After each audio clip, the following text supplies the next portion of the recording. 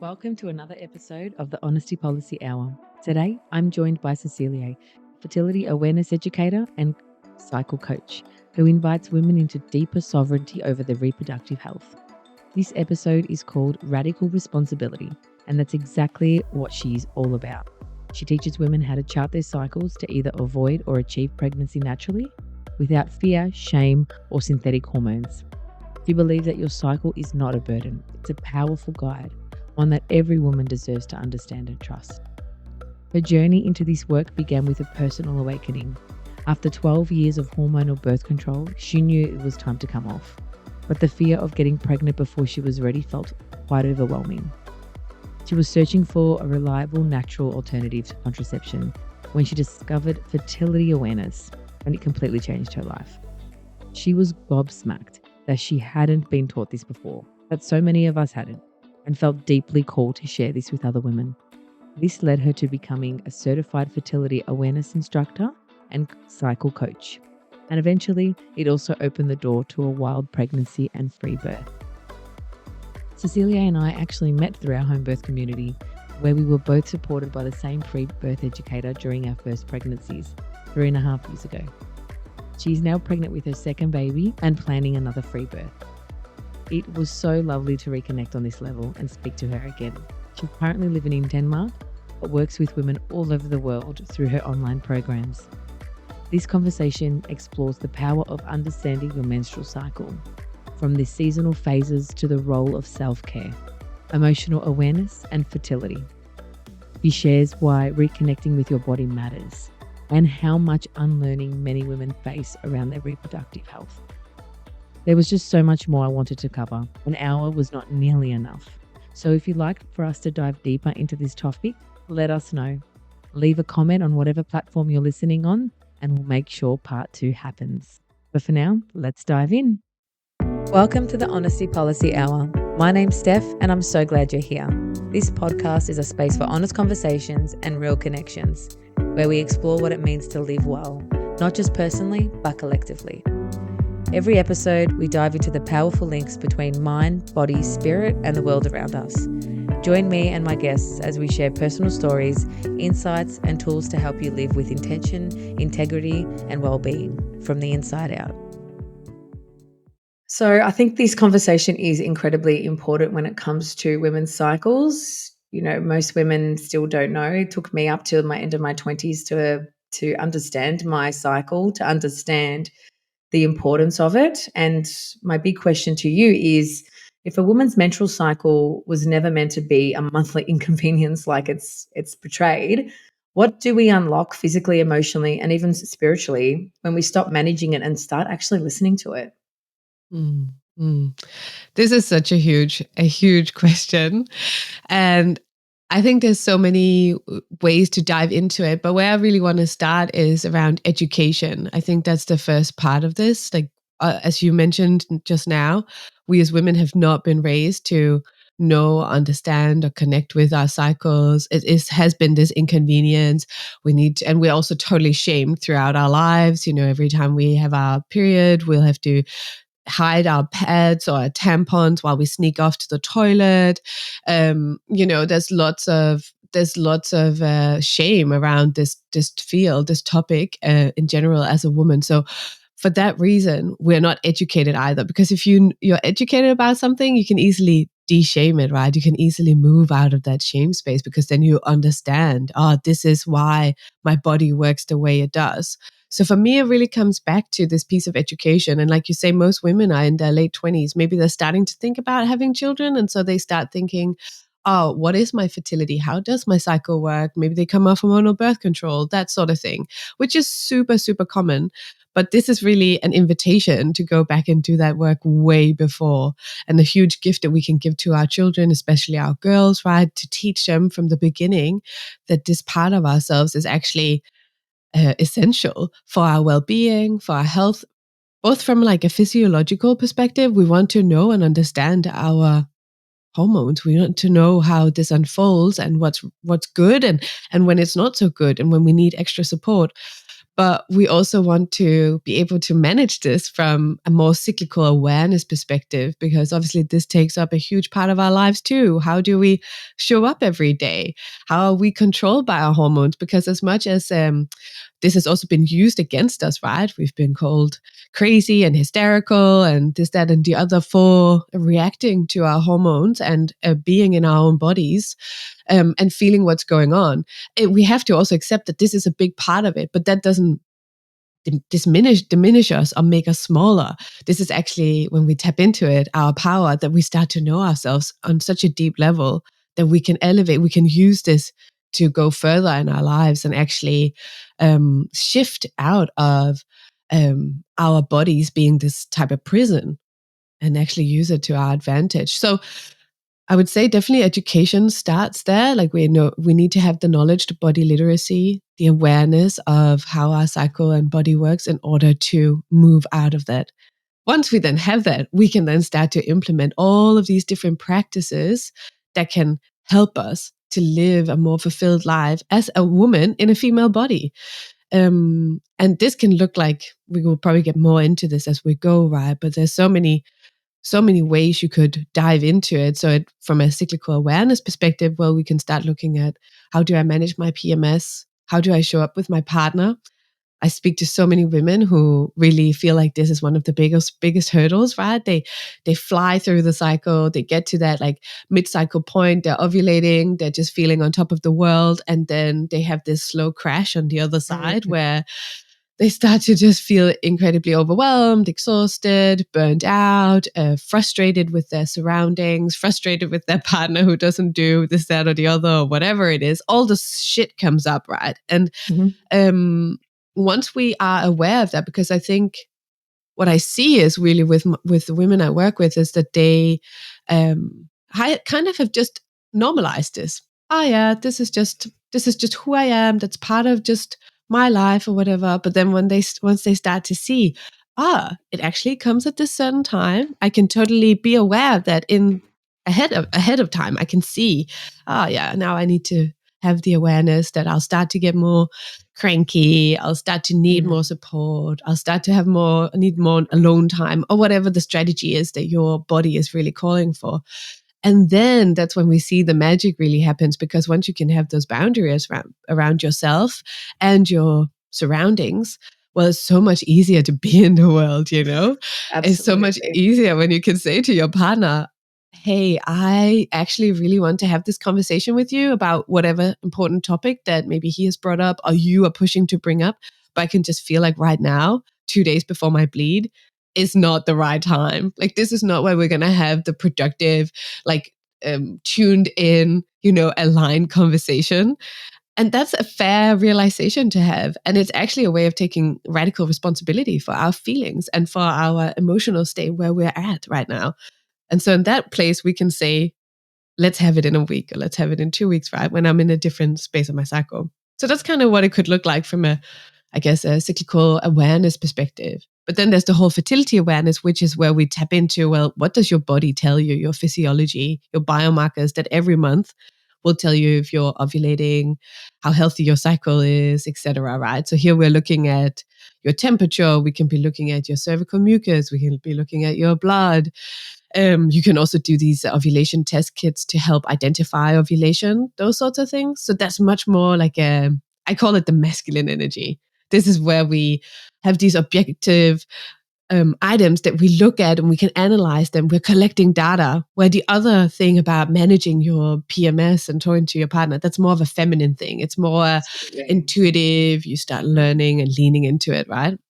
So there's these two different facets you can kind of dive into, and obviously use the fertility awareness to manage your fertility, to avoid pregnancy naturally or to achieve it. I think the big question around it is also, when it comes to fertility and cycles, if you don't know anything about your cycle and then you want to fall pregnant, it makes sense why so many women are having so many issues when you're so disconnected from, feeling true in your body. And, it's also with the cycles and the different phases of your cycle. I probably knew this maybe like 5-6 years ago, how the different cycles, the phases, sorry. I was mind blown. I'm like, why don't we teach this in school?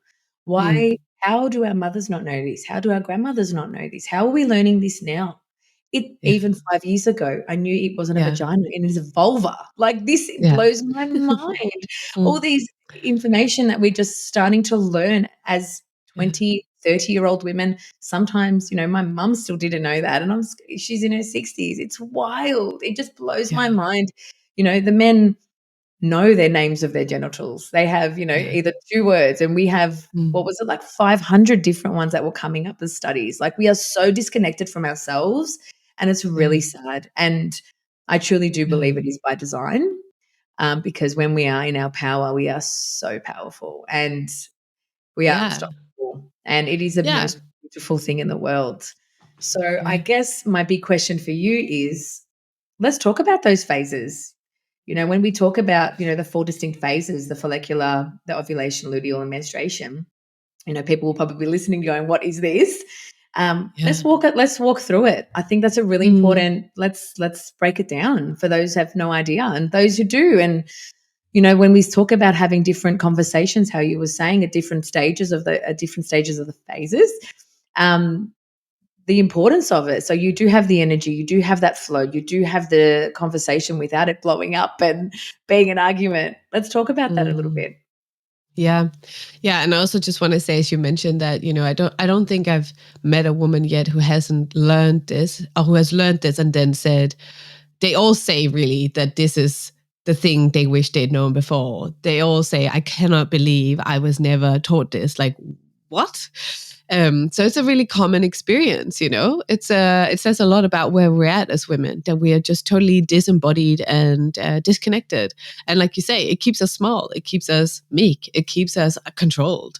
So really, we want to, even though it might have a different connotation for some people, we want to untame ourselves. We want to really rewild this part of ourselves so we can go back, and connect with this really ancient aspect of our female bodies, that has just lived through us. It doesn't matter all this technology that's happening and everything. This still sits with us. Our cycles are with us here the whole time. And this is why we're on the planet Earth, right, as well, that we can have children and so forth. But yeah, with regards to the phases, I really, really love the framework around the seasons, because people can quickly get sort of caught up in like, all these fancy words and what does it mean and how do I really understand them? But when we apply the seasons to the 4 phases, so we say that menstruation will be your inner winter, it's really easy to also for the men in your life, for your partner, your brothers, whoever, your dad, whoever needs to sort of understand this. It's so easy to explain because you can say, well, my period when I'm bleeding is my inner winter. This is when I need rest. This is when I feel darkness around me. I need to be in a cave, for example, I need to cuddle up, huddle up, have some soup, rest. And this is what we do in winter, right? Just like the animals, we retreat and we take care of ourselves and we reset. So this is how we can perceive that inner winter, this phase of menstruation. As we then start to exit this cave, we move into the inner spring. And this will be your follicular phase. So this is where physiologically we see that the follicles inside our ovaries are being stimulated and growing and preparing for one egg to mature to lead to ovulation, right? Mm-hmm. But in this phase of the follicular phase, which is your spring, this is where we start to feel some energy come back. We can maybe feel like we're needing a little bit of a bigger stretch. We're coming out of bed. This can also be the phase that can be a little bit confusing in the sense that we can get straight especially if we're mothering, right? Now I'm over my bleed, I'm ready to head into life, and we just go full bore. And then within a few days, we're already exhausted. So this is a really a phase where you want to be a bit more cautious, kind of like spring is, right? Someday it will be frosty. The next morning it will be quite warm. You don't really know necessarily. So here it's just important to ease yourself into it. Take it easy, slowly come back into the world again, connecting with everyone, or being at work or whatever it is that you do, right? And as we then move through to the next phase, we hit this inner summer. And this is the ovulation phase. This is where we're super fertile. This is where we want to socialize. It's not necessarily where we will be most productive. Some women feel this, that they want to get a lot of shit done here. But it can also be the time where you're just like, I can't even focus on getting stuff done. I just want to party. I just want to be with my friends. I just want to cook a feast or whatever it is, right? So this is where we're much more outgoing. We have more energy. And we're more welcoming to the world. This is where new ideas also often land in us. We're creative. We can see possibilities, future plans, etc. Right? And we also here make all these plans. We manifest a lot of it. Mhm. Again, we have to be careful. All of these phases will have their shadow sides as well. We want to keep that in mind all the time, that this high energy, this intensity that we're experiencing could also cause us a lot of anxiety, could also lead us to burnout, right? So there's always that to keep in mind. But knowing that the joys of this phase is to feel much more connected to the world and to ourselves and feel like we're on top of everything. And then as we move into our inner autumn, well, this is here where the leaves, as we know outside, start to fall off the trees. We're harvesting the last goods of the summer, right? We harvest all the pumpkins and the apples and the walnuts, and all of those delicious things come through. We can also experience that in our lives here, that all those things we put in place, we manifested in our summer, well, they might come to fruition here in this phase of our cycle. But it could also be the time where it can be more challenging, right? Because we need more space suddenly. We need to actually start to unwind. We need to sort of slow down a little bit because we are heading into that winter. So we want to be preparing. Maybe we're nesting more. A lot of women will resonate with this, that this is the time where we can feel, oh, it's nice to put on that big jumper again and kind of go inwards. We're not in that little summer dress anymore, feeling sexy and all outgoing or whatever, right? This is where we put on the thick socks and a big jumper, and maybe we start to prep some food. Maybe we're like, oh yeah, I'll make this and I'll put it in the freezer and I've got that for when I'm bleeding. These are some of the strategies that we just start to implement. But obviously, as we know, the inner autumn can also be rough. It can be full of storms and bad weather and those sorts of things. And we can really relate this to PMS or any of the other sort of challenges that can show up with our cycle, right? At this time, that we just get totally overwhelmed. We get frustrated and irritated with everyone. We don't want anyone to be around. And if we're mothering, working, etc., it's so hard to tap out of this. Like you can't, right? You have to find a way to figure it out. Where I think at the moment, what I see is a lot of women are just kind of moving through this. They're just pushing through, they just have to make it work. But they have no idea why this is happening. They don't have any idea how to actually support themselves to be in a better place. So those are the 4 seasons that you can see it that way. And I really like to use that sort of imagery to describe the seasons versus the actual physiological aspects, which are obviously there, integrated in all of it, right? But it's so much easier to understand. And it's then so much easier to use this framework with your partner, your family, your kids. Say to them, I'm in my inner winter, I'm in my summer. And people will quickly understand what you actually mean if you've spoken about this framework, right? It will be really easy for them to also see what would you kind of need at this time? How can I support you? It makes it so clear. When you describe it with the seasons, it just links up so beautifully, and how we are just so connected to nature, and how we are all one, and it just flows so beautifully. And going back to what you were saying before, how being untamed, like those words they've really resonated with me. And I just feel that having the link to the seasons, it makes me understand myself on a deeper level, because it is so in tuned and so in touch, and just it just strips off another layer to the confusion of everything. And having that dialogue, just like you said, it makes it easier to communicate with especially the men in our lives. And It's what? We can beautiful. start to really practice radical acceptance, self-acceptance of where we're at, We can start to be like, oh yeah, this is actually really hard right now. This doesn't work for me. Or I need to shift something. Or I need to change this. Or this is just what's going on. And I need to stay with it, Like it's so much easier when we have the awareness, when we have this education around it and the framework. It's so much easier to find those strategies that can help us, because we can't make the cycle go away. Like you say, we are nature. We are part of this great universe that works like this. So really here we're coming back to these essential truths around cyclicality and the chaos of being in that, which is also the chaos of life. Life is not linear. It's not just straightforward. We also move through these different seasons. If that's the female spectrum of, being a young maiden and just finding your way in life and maybe finding a partner, having kids, they're all different phases that we have to embrace and move through. It doesn't stay the same. Eventually our kids will grow up and then we have sit in our houses alone with our partners and we have to, again, reassess and figure out what we're going to do, right? So it's a big part of this, really coming back to this very feminine understanding of the chaos that we're actually in, the Absolutely. cyclicality. Yeah. Absolutely. The stages of just being more aware and more and Yeah. using that rest. I think that's just and having kids is a completely different ball game. I was saying to my girlfriend the other day how I miss just binging TV and just lying on my couch with a heat back during my cycle. It's just not an option anymore with Yeah. toddlers, unfortunately. So Yeah. and trying to create space, I think, is important one that I've learned. I'm not going to get the days on the couch, but I can get moments of rest, and I can get Yeah.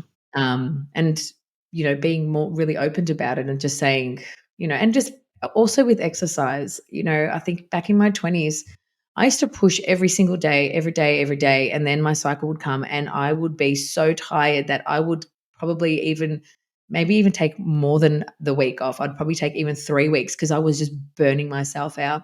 But once I started realizing, I'm like, okay, during menstruation, I don't train, or I do something really light, or just go for walks, or just do light yoga. And once I started that, I wasn't burning out. So it only took me the time of during menstruation that I could take that slow and then get back to it afterwards, or not even super intense, but it just, I wasn't burning myself out. And Yeah. it's like having these phases of an understanding of these phases. It's like having the manual to your own body. You're just, Yeah. it just makes sense. It just makes Yeah. sense. It just blows my mind how it's just news to me in the last 8 years. Yeah. Yeah, it just blows my Yeah, mind. totally. Especially like you say in the beginning, right? Because we're told that this is meant to be an inconvenience. And for that reason, we're also told use the tampon. You won't see the blood. It will be packed away neatly. You can just pull it out and get rid of it. Like there's all of this messaging around how important it is for no one to know that you're menstruating, for no one to know that you have a cycle, for no one to understand this blueprint of our hormones that we're actually navigating every single cycle. And then at the same time, once we want children, well, that's when your womb actually becomes valuable. Now it has a purpose. And then if it can't reproduce, then you're also stigmatized, shamed even more. It is Heartbreaking. really like this cycle of, yeah, I know you said it's like by design, right? But it's like, it's really holding us back. It's really Absolutely. not connecting us to ourselves because we're constantly in these shame spirals. Like, then I can't Absolutely. conceive. Now I can. Now I need to conceive, but I don't understand. I You don't don't, understand yeah. how it works, right? So we're never really on the upper hand. We're always a few steps behind. And with this kind of awareness, you are totally skipping past all of that. You're going to jump ahead and have the upper hand. You will be so much further in your understanding of yourself, and also as you move into motherhood, because this really lays the foundation. This is what I experienced myself, that when I was on, classic story with being on the pill for more than 12 years and actually had no issues with being on the pill at the time. Like I wasn't bothered by any symptoms. I wasn't having any of these different challenges that people and women will experience. But once I got off, I could suddenly feel, whew, I can feel my body. I can feel my cycle. I can Mhm. feel that I'm menstruating. I can feel my ovaries. There was just all of this. It felt so animalistic in some way. I was suddenly just completely back in my body. And I was also experiencing lots of cramps, menstrual cramps, and just really, I was in bed, crying. I couldn't really go out or anything like that every time. It was just hardcore. It really humbled me. So I obviously started looking into this. I started figuring out what is going on. Like, why is this happening to me? And I was seeing how I want to connect so badly with this menstrual cycle, but at the same time, in so much pain. Like it's so horrible. And once I start working with some of these practices and realizing, okay, I actually need like a ton more rest. I don't just need like 1%. I actually need a lot more than that right now for these menstrual cramps to go away. Then it started to shift everything for me. And, these rabbit holes are deep. So once you start falling into them, you also start realizing They about fertility unlock. awareness and, right? Absolutely. Well, I had Oh, a man. completely different experience to you, when I got off the pill, for me, it was, I remember being in fetal position on the floor for Yeah. days and days. And Yeah. when my bleed came, it was just really excruciating. My skin got incredibly bad. Yeah. I didn't understand anything. And Yeah. that's where my rabbit hole began. And I was like, what is going on? Why do I feel like this? Why did I listen to a man in a white coat, a white man in a white coat, when I was, Yeah. in my early 20s, to tell me about my period pains and this is going to help you? And he didn't tell me about the ever long shopping list of symptoms No. that were going to happen, especially what was going to happen Yeah. post. Yeah. But it's it's just really sad that this can happen, and these conversations are really important, so we can educate our daughters and Yeah. our friends' daughters and the women in our lives, and Yeah. stop things from happening. Like, this is not the only option. And Yeah. I still do that sometimes. What you're talking about hiding the pads, getting them out your bag and hiding them, and Yeah. all this disconnect.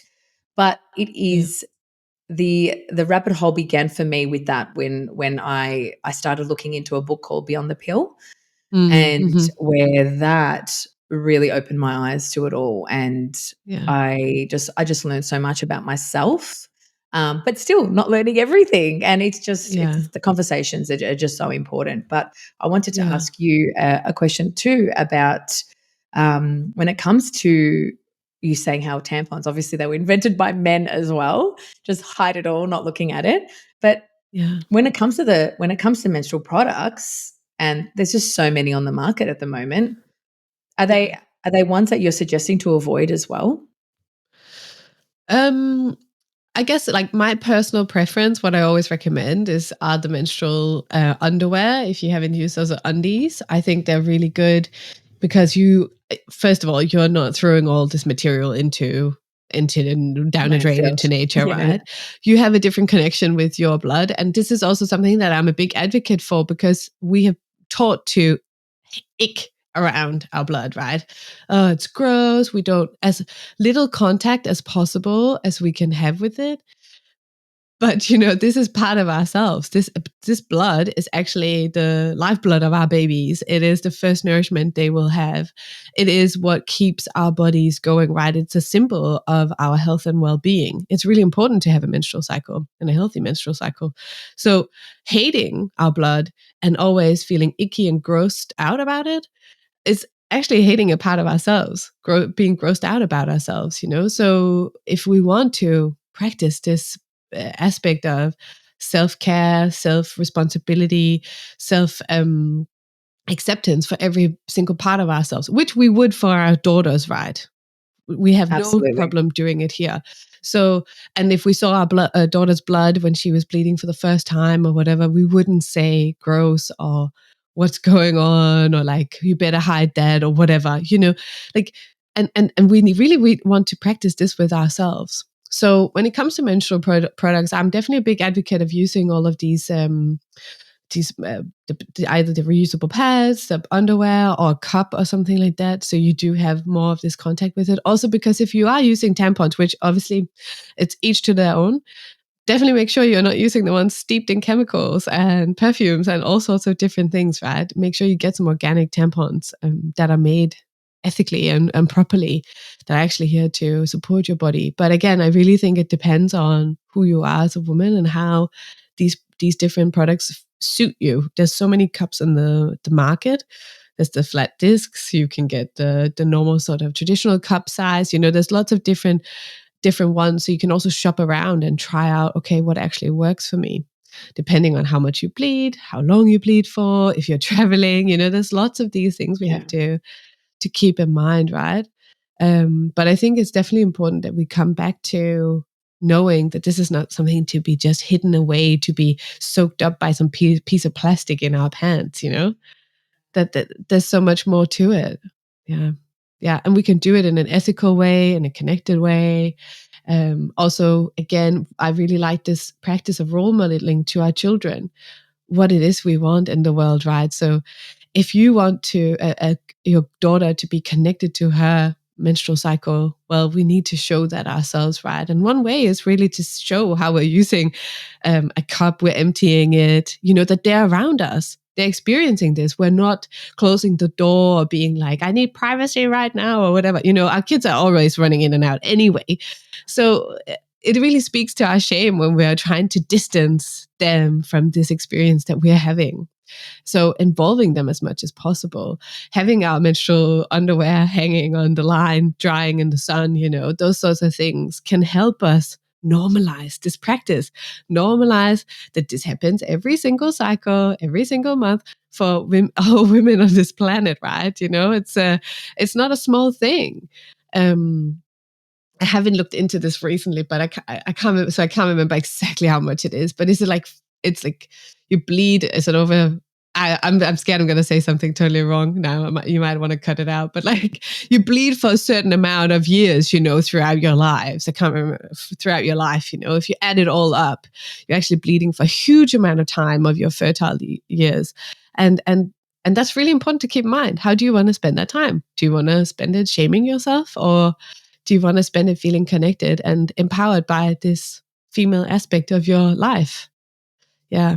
So it's like when they talk about sleep, we sleep for so many times of how many years of our lives. When we don't honor it and don't do it properly, it's going to have repercussions. And these repercussions, when it comes to our cycle, are, infertility or, disconnection from ourselves and who we are, and all these incredibly sad things that happen to women. And, when it comes to fertility now, you're seeing the rise of so many women are turning to IVF now, and it is so scary to see like what's happening. What is actually happening with our women at the moment? Why is it on the rise? Is it food? Is it our lifestyles? Is it radiation technology? I know this is a really broad question, but what do you think? What do you believe it is? And how can we get better at it? Thanks for being here and listening so far. We're going to take a quick moment to shout out our sponsor, one I genuinely love and that truly aligns with the heart of this podcast, Eco Wipes. They are the cleanest and most sustainable wipes on the market.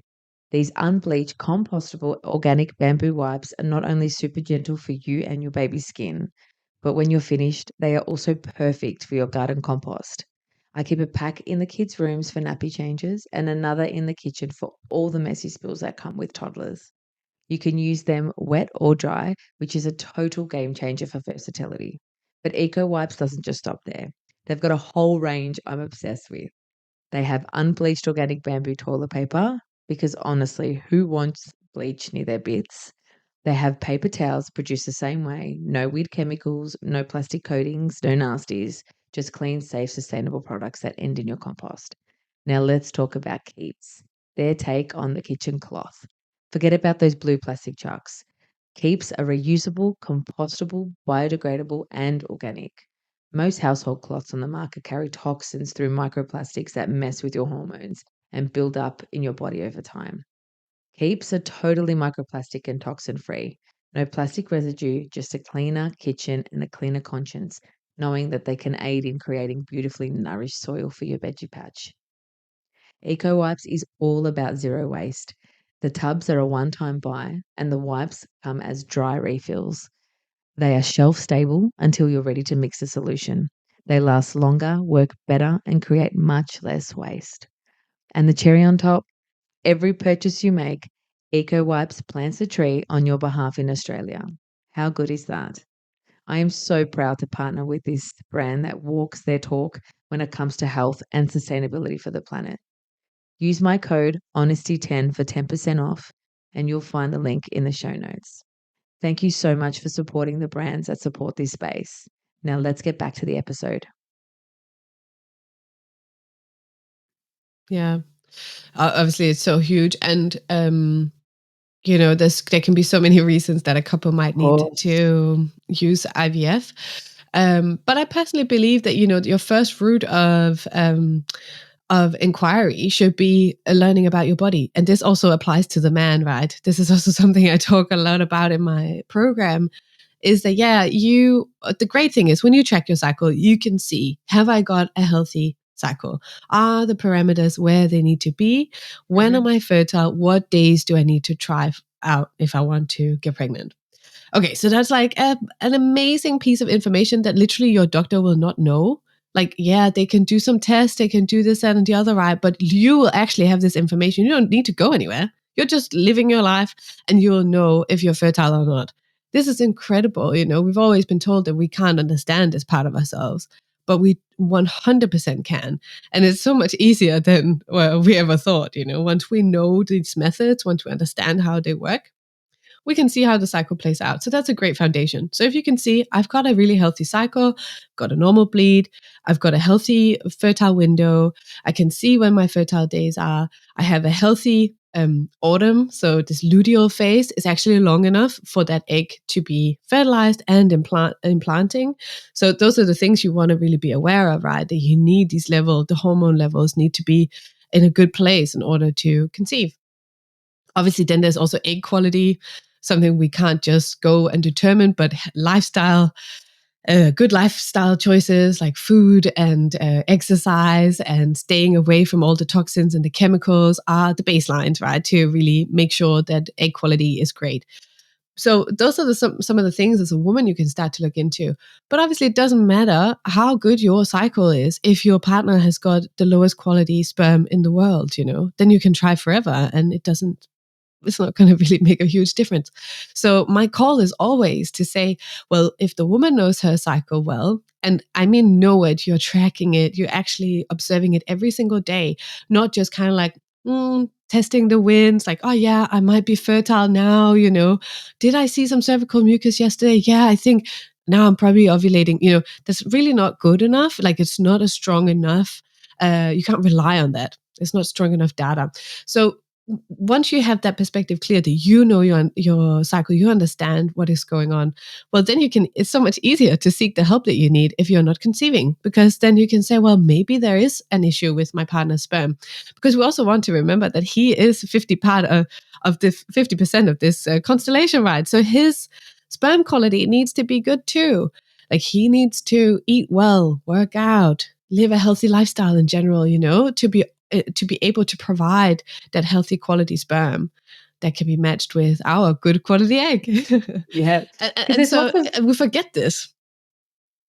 well, there's I've just seen so many articles and Instagram reels, and a lot of it talking about how men prior, if you're planning on conceiving, the 9 months prior, it should be all about the man looking after Yeah. himself. Yeah. Looking, is that true?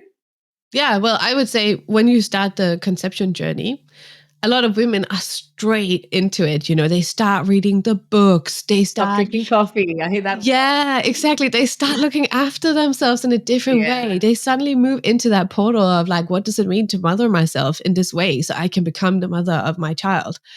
Often the men are a little bit behind. Unless they're too super attuned to their partner, they can see that this is important too. They'll jump on it too from the beginning. But most men will just live their lives. They'll continue eating all the junk food. They'll continue sitting on their phones all day with their laptops on their laps, and et cetera, et cetera. All of those things. And if they don't have a partner that say to them, you need to be as much on board with this journey as I am, then we often get into these situations where men are actually not educated about their fertility either, not understanding their role, especially because the onus, the focus in our society, also when it comes to IVF, is that's where we work. We work on the female body, right? Yes. It's really, really rare that we hear that the doctor will say the guy needs to do something about it. What's really great about men is that their sperm turnover happens within 75 days. So in that span, that's like 3 months. So within 3 months, you can actually start to see some real results. So if you start implementing some of these changes, I would really recommend the book called Real Food for Fertility. It's one of, I would say, the cornerstones within if you're in this space, you want to geek out on it, and you actually want to take it super seriously. The two women who've written this book, they are amazing. It's all science backed. It's completely full of advice and nutrition information about nutrition, etc. Right, so you can go on this journey, including your partner. So getting your partner on board is incredibly important to be on this journey together, right? And have that positive experience. And I think that's your first point of call before you even start seeing doctors or speaking to experts outside of this, right? Because once you have the foundations of this right, and you're then trying, and maybe you're not getting pregnant within the first 5-6 months, then you can start. Then there's a real good reason to go and see some more specialists to figure out, okay, what else can we do? I would say IVF is the last point of call. Yeah. It's freaking expensive, as we know, right? It's it ruins your financial situation. It takes a huge toll on the female body. It's not just something you just do. It's incredibly draining, really, really hard work. And emotionally, it is very tough. Plus, the chances of actually getting pregnant through IVF are not amazing. The stats are not great around this. The natural process is more successful in general. So I would always say your first point of call should be go back and work on yourself. Do this actual labor, also because this will benefit your future children, and it will benefit your life ongoing, right? Because you change your lifestyle. We should all be living as if we're trying to conceive. So that's really what we need to keep in mind, right? Quote of the day. I love that so much. That's incredible. It's you've just said so many things as well that I wanted to touch on the emotional side of it. I hear it a lot. There's so many stories when it comes to the emotional side, like, oh, we tried for 5 years and then we said, nah, we're not going to do it, and then we fall pregnant, or we adopt and then we fall pregnant, or there's so many things. And my guess, I guess, around this comes down to stress, comes down to the emotional relief of I'm not worried about that. I'm not putting literally all my eggs in one basket, and I'm, stepping back and just living my life. Yeah. Is that what it is? Is it the stress? Is that what is stopping so many women from falling pregnant? Obviously, from a biological perspective, it's a total possibility, because in order for these hormones to be released, two of them come from the brain. And the first one is this FSH, this follicle stimulating hormone that we experience in the first part of our cycle, that starts to stimulate these follicles in our ovaries to produce estrogen in that lead up to ovulation. That can't happen if you're totally stressed out, because your brain is swamped with stress. And so for that reason, these hormones are being impacted and are not released in the capacity they're meant to, right? So we know that stress has a real effect on our cycles. And that's also why if you're not in a space of conception, you still want to know if you're ovulating or not. You still want to make sure that you're ovulating. It's super, super important, because it still tells us about the health of our cycle and our overall well-being. These hormones are there to regulate all sorts of things. It's not just so we can ovulate and bleed, but they also support our brain health, our bone health, our overall physical health. So it's really important that we have these releases of these hormones at these certain levels throughout the cycle. So always, like I said, living as if you're trying to conceive, always living with this in mind, that you want to know and understand your body, which obviously you can't do if you are on hormonal birth control. Like, that's just a fact, right? So that's also why we need to step away from the hormonal birth control, so we can actually know and understand our cycles.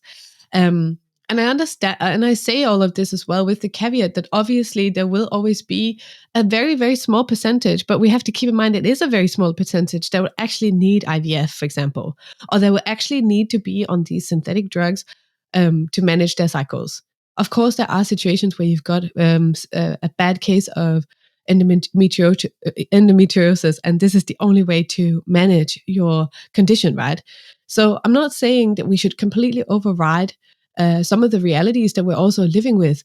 But the first point of call should always be that we should live as natural as we can, and lean into that is the first point of call. That is the most important thing, to come back to these ancient ways of supporting our bodies and supporting our lives, where the technology can be a great support, a great help, when there are literally no other avenues.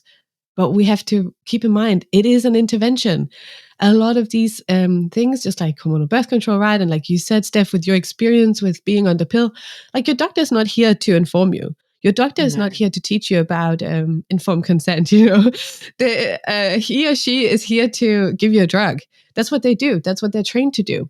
They don't have time to educate you about your cycle, so you can make a discerning decision about what's right for your fertility, or to give you the skills to understand where you're at. Like, that's just not how our system is set up. Unfortunately, it shouldn't obviously be this way, but we just want to keep that in mind always, that when we do go to the mainstream system, to the doctors, the specialists that are educated in the system, well, they do have a different education. They come from a different perspective, where they don't necessarily embody this this idea, or this like baseline concept of educating women to understand their bodies. Absolutely Like, not. I would be surprised if anyone has. I would love to hear from anyone really who has the experience of going to their doctor asking for hormonal birth control, where the doctor told them about their fertility and their cycle first, and the effects that the pill could have for them, and what it would mean for the future, and those sorts of things. But that's just not how it works, right? So we really need to keep that in mind as we navigate these systems, because it's hard to be sovereign when we don't have the choices, which we often don't when we go to the doctor, right? This is like the last. We think that's the only thing we can do. Yeah. Well, it's also linked, I guess, going back to the pill too, your intuition, like you feel like completely numb. Mm, You're not connected to yourself. You're completely separate almost, yeah. your bleed is fake almost. It just feels very synthetic, the entire experience when I look back onto it. So if you're, wanting to fall pregnant and you jump off the pill straight away, jump on, there's no intuition. You're not learning about it. You don't have the time Yeah. to really understand your processes, who you are, how you actually think. Feeling like having, like you mentioned, those animalistic experiences and those all those feelings that we are supposed to feel on a daily basis, and when they're muted, it takes a lot of time to unlearn and relearn. And Yeah. that space, like I'm so blessed that I had multiple years between them. I've had, well, more than 14 years of unlearning and relearning it all. So I'm Mm, blessed with that. And when it comes to living a holistic life, it is such a domino effect for everything. You start with one thing and then you start with everything else, and it is such the rabbit hole that you just deep dive. How deep do you want to actually dive into it, and how much are you willing to sacrifice your life, and how much are you willing to dive in? Because a lot of I see it with a lot of stories and things that you read on the internet and everything. It's a too hard basket. And if you're always used to getting advice from your doctor, and mm, and just outsourcing all the information and not actually listening internally, it makes sense to do all these other things like IVF, yeah. and and then Yeah. it Yeah. goes down to cesareans, and then it goes up to going to see the Mm, doctor all the time when when you're looking at your baby. Like, obviously when it comes to severe illness is a different story, but when it comes to small things with your children, it all starts with how you are as a young girl, and it is just a massive domino effect. And I just it's having these conversations are just they're just invaluable. They really are. yeah. Yeah, totally. And I think also something you're touching on here is like when, and this is firstly also the experience that I've had, but also what I see with a lot of women is that because we're brought up in the system, and we live in this culture of everything needing to be convenient and straightforward and easy and so forth. So it's easier to go to the doctor. It's easier to get the medication or whatever it is than to actually do the hard yard, all the work that actually comes with being healthy when we are not in a healthy place, right? So there is that conditioning around us and all this shame around our menstrual cycles. So what I really see happening is that, well, women are initiated into, let's say, young girls, they have their first bleed, they're initiated into this young, early sort of womanhood, they're moving up through their years, and they are never actually held seen in that female experience. That rite of passage is actually not it's not seen, it's not observed, right, by your surroundings. And so that means that you grow up, maybe you have 10, 15 years where you're overriding your body because you don't actually understand it. You're full of shame about your menstrual cycle. Maybe you're taking hormonal birth control, you're numbing out, drinking lots of alcohol, partying a lot, all of these sorts of things that kind of we have normalized, that this is totally part of being a young person in today's society. But all of this is really overriding these bodily needs and desires that we have within us, that we just can't feel any of that because we're numb and drugged throughout all of it. And then we move up into our late 20s. We suddenly realize, oh, I've met my partner. I actually would like to have a child. Well, at this point, it's really hard to start learning all of this sometimes, right? Because we've had all of this conditioning beforehand. So suddenly there's a lot of unlearning to do. And a lot of women, like you say, well, they will get off the pill and then expect I'll get pregnant tomorrow, because we have also grown up with MTV and all these shows telling us that you literally get pregnant on a whim. 16 and Pregnant, if you remember these shows, they're just fear mongering into us. The pregnancy is really dangerous, scary, and something we must avoid at all costs. And obviously, as a young woman, you don't necessarily want to fall pregnant, right? But what is then that sits in us, it stays with us in our bodies as we come up to this point. So that's why we believe when we come off the pill, oh, I'll probably just get pregnant tomorrow. And then women are really surprised that it might take several months. It could take up to a year before their cycle even stabilizes, before they even can see that it's playing out as it should be, right? So giving ourselves, firstly, that time, that lead time to actually let our bodies come back into normalcy is super, super important. But here we have already started on this path where we're in the system.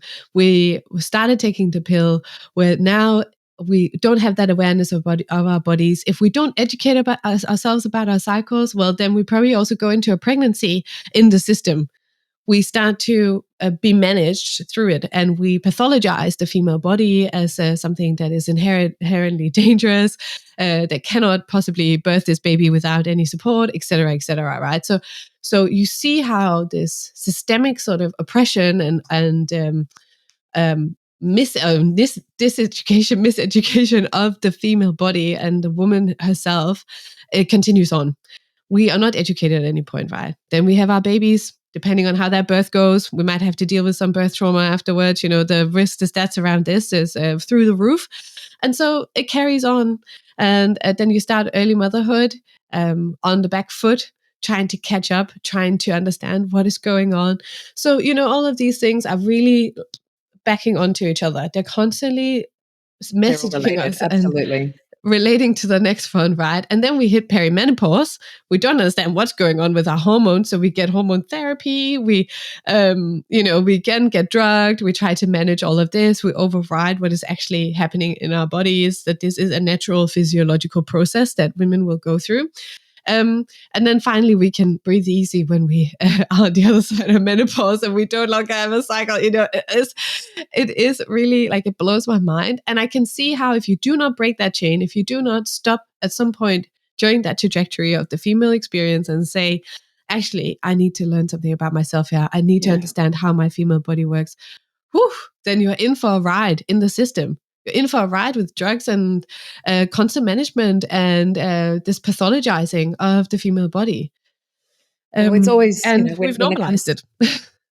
And when it comes to pain, it's always, you're supposed to fear the pain. It's a bad thing. And, especially when it comes to labor. And that was a big thing for, I guess, for my state of mind during labor. It was almost like, oh, I feel pain. I am unsafe. I need to outsource my pain because I am unsafe. And this is all this, again, conditioning that we're spoken about in the system. But when it comes to cycle and menstruation pain, I hear it a lot too. They always say that pain isn't normal. Is that right? Yeah, of course. Like, we have definitely normalized that it is normal. Again, it's the suffering. We are the suffering woman, right? We couldn't possibly have an easeful bleed.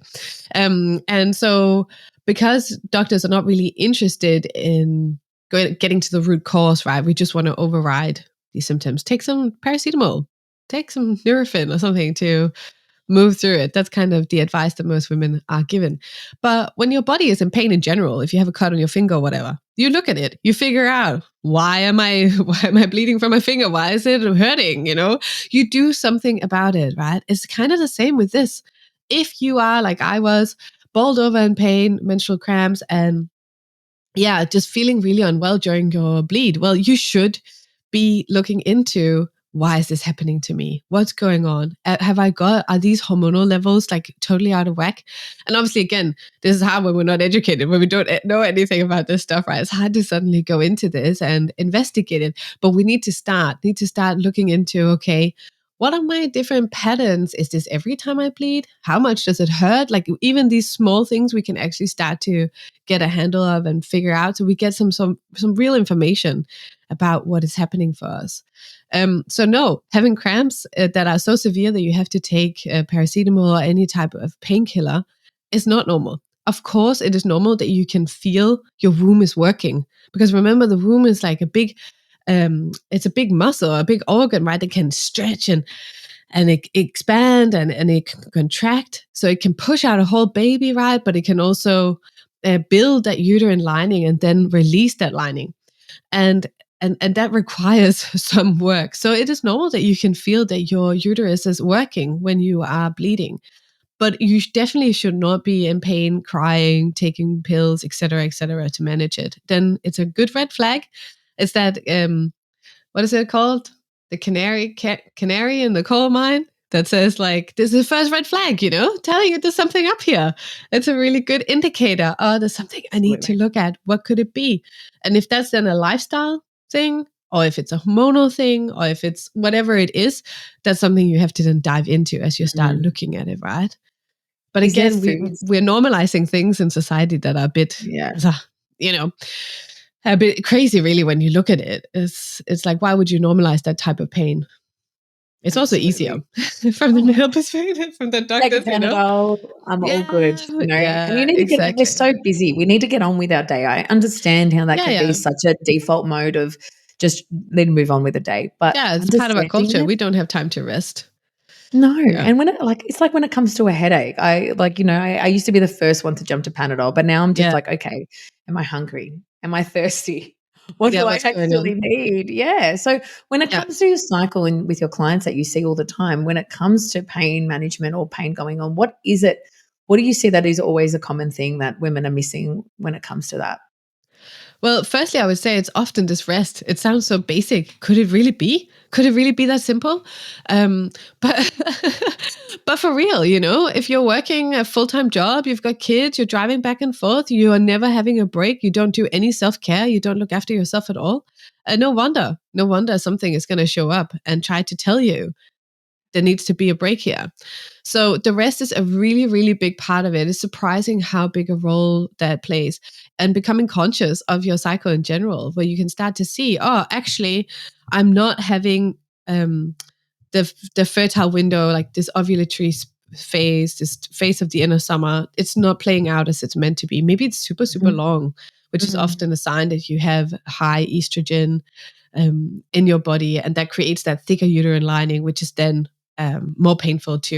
can be more painful to release. So, there are some things that your chart can start to tell you. Once you are tracking in this way, you will get all the little clues. You can start to look at, okay, well, what are my patterns? What are these data points that I'm collecting? What is it actually telling me about? And I would always go back, like we talked about before as well, with to the lifestyle aspects. How are you sleeping, eating, living? Are you drinking enough water? All of these different things, right, actually impact our menstrual health as well, of course, right? Because we're one big organism, like we are a full body, right? That all of this attention, it impacts everything. So particularly women, I think, and now men can't menstruate, but I think if they could, they might have a different experience, because women are just carrying so much these days. They are carrying a lot of the mothering experience, right? They are working full time as well. Managing the household, carrying that mental load, et cetera, There's just a lot. So like you were saying as well, I can't lay on the sofa for a full day. And that's totally, that's what it is. And we have to remember, just like the cycle goes through these different phases, well, so does our lives, right? We won't be in that intense state of mothering forever. It is literally a blip of our lives where we can't lay on that sofa when we're bleeding, for example. And that can be hard to accept, but it's part of this experience, right? So finding strategies like doing the 1% that works for us in that moment. If that's, we'll all watch a film together, you know, even if you have like screen, I don't know, rules at home or whatever with your kids, like that can be something that you can say, at least like, let's all lay down together and we'll watch a film together. So you try to find ways that you can do it so it works at the same time, right? Or like, I often tell my son now, I actually need to lay down. Like I need to lay down and rest. You are welcome to join me. You can lay and rest with me. And sometimes he will just crawl all over me and, you know, do other things, or he will sit and get a book or something. Like it really depends, you know. So also having really low expectations to what does that look like today, but finding the 1% strategy. You saying that I need to tell your son to lie down. I don't think I know anyone or any woman, especially like my mum or grandmother or that generation, that always said, I actually need to lie down. I don't think I've ever, like, those words. It sounds ridiculous. And how you were saying how rest, when it comes to your clients, rest is a big one. And, you know, we take rest in such small, like once a year, let's go on a holiday, or, you know, once on a Sunday, I get to rest, like once a week, or, you know, these small little windows that we, you know, and then we have to do it for longer because we haven't done it in such a long time, or, you know, it's really sad. And I think, you know, having people like yourself of helping people navigate through, you know, when it comes to more of a holistic experience with fertility or cycles or whatever that may be, it's just a really, I'm just blessed to have people like you in our societies where we can actually help that. So thank you for doing what you're doing. It's so important for teaching us, and I really love it. But I wanted to, No, I just wanted to add to that as well, because it made me think of one client I had recently who was like, oh yeah, when I started this work, I was thinking, because we talked about the 1%, and she was like, I was thinking I just needed to make sure I could get 2 hours of rest during my hardest day of bleeding. I just needed to make sure I could lay in bed. And so she was like, I did that. But now I've practiced that for 6 months or more, you know, and I can feel it's helping me. But what I realize now is I need much more. And I loved how she was like, she could suddenly see that. And I think this is also one of the gifts that come from this, that once we start tuning into these small, what can I do for my body? What do I need today? What feels right for me? We can suddenly start to see, there's so much more here. Actually, I thought I just needed this much, but actually I need this much. How we then get it is obviously another thing if we have kids or whatever, right? Like this woman, she was lucky enough that she could take that time for herself. But, you know, she had also like a real cap on like, it should only be 2 hours should be enough. Then I'll be probably okay. And she was like, actually, now I need to take the full day and just lay in bed and I can do it. So I'm going to do it, you know? So really giving ourselves permission to do this. When we do that, our kids also have permission to take the rest they need. Like again, we're always role modeling that to them too, right? So like you say, if our mothers haven't told us, I'm going to lay down on the sofa, or I'm going to take some time out because I'm bleeding or whatever, how would we know to do it? So it is really, we are breaking the chain here. Yeah. Yeah. Regardless of the conversations I have on this show, whether it's, you know, when it comes to fertility or breath work or whatever it is, it always comes down to the same thing. It's just, you know, remodeling it and unlearning and make, you know, now that we're becoming parents, it's like it's important, and it shows how much of a legacy it actually is and how much we're leaving behind when it comes to the small little things that we do on a daily basis. And, totally. Like you were saying, being honest, you know, when your kid comes barging through the bathroom and just like, what's going on here? Yeah. It's really, it's such a, it's like going back to the start of how I was saying how it was, you know, there was so much shame around it, and having the opportunity to unlearn and just be unleash and untame and all the things that, you know, us beautiful women, and, you know, we are such powerful humans when it comes to everything. Once we, you know, knowledge is power, like you were saying before, having that is just changes the whole trajectory of it all.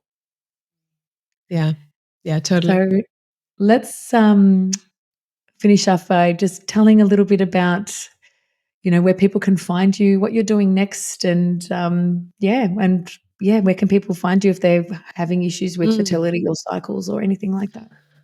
Yeah, so I run my 12-week program called Fertility Alchemy, and you can find me on Cycles with C, but here you can read about fertility alchemy, see what I'm sharing about.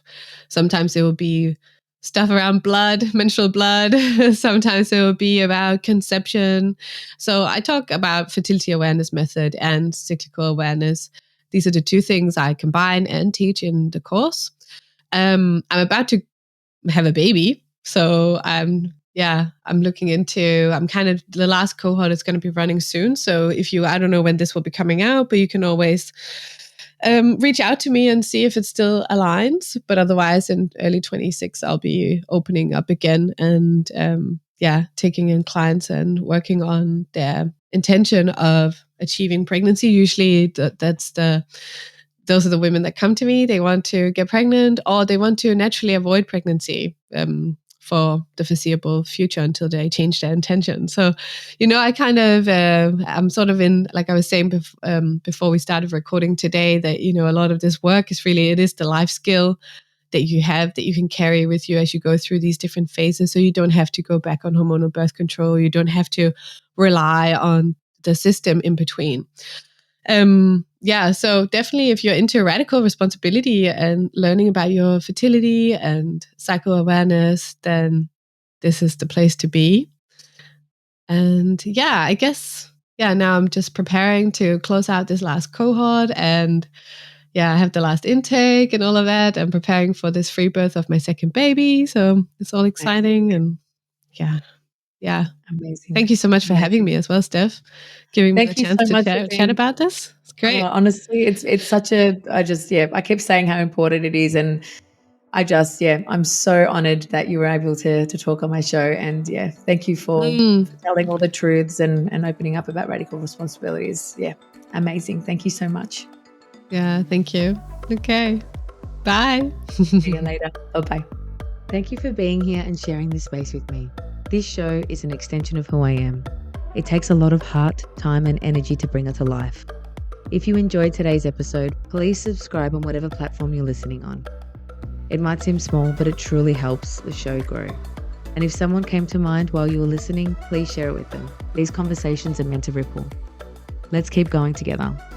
Until next time, keep doing the work, keep asking the hard questions, and give yourself some grace along the way.